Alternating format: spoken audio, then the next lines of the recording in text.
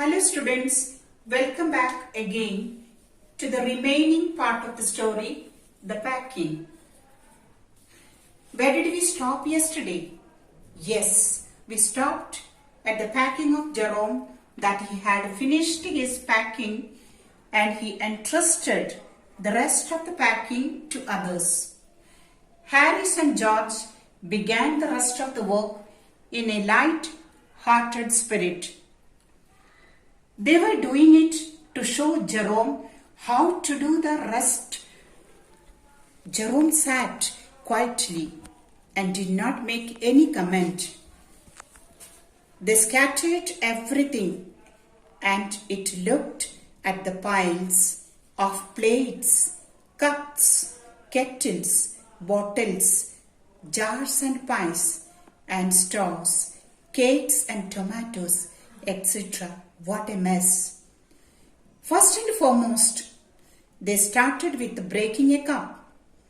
This was to show Jerome what they could do to get him interested.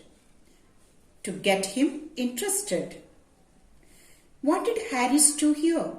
He packed the strawberry jam on top of a tomato and squashed it, and they had to pick out the tomato with a teaspoon.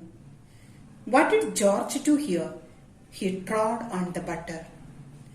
Jerome didn't say anything. He sat on the edge of the table and watched them. This irritated George and Harris all the more and made them nervous and excited. They stepped on things and put them behind. When they wanted the things they couldn't find, very interesting thing happened, that they packed the pies at the bottom and put heavy things on top. Now you can imagine what happened to the pies. They all were smashed. They both tried to keep the butter in the kettle, but it wouldn't go in. Whatever went in, that wouldn't come out. Then they scraped it out at last and put it down on a chair. Now the most funniest thing is that Harris sat on the butter and it stuck to him at the back. Now both of them went in search of butter all over the room, not knowing where the butter was. Now a little argument went on between George and Harris about the butter. Finally, George got round at the back of Harris. Butter was found at the back of Harris. They enjoyed very well and they packed it in the teapot again.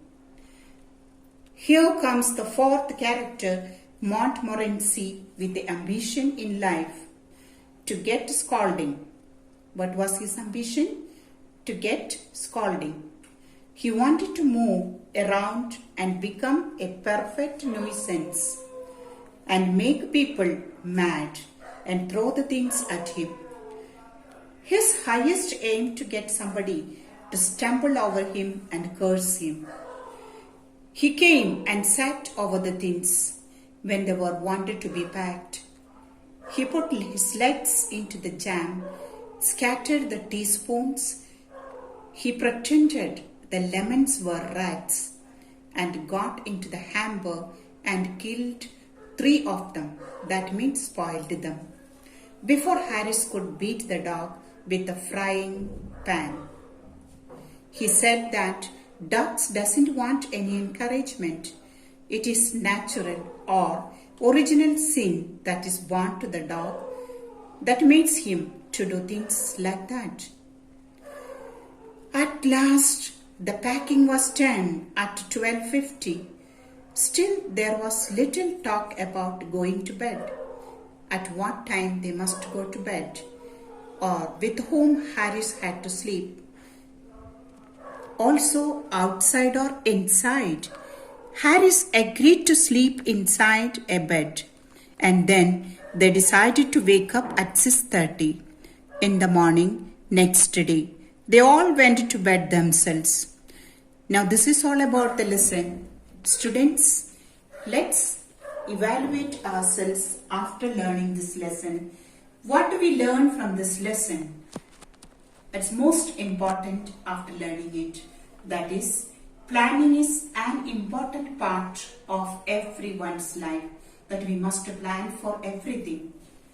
The second part is, every work has to be done with the passion and focus.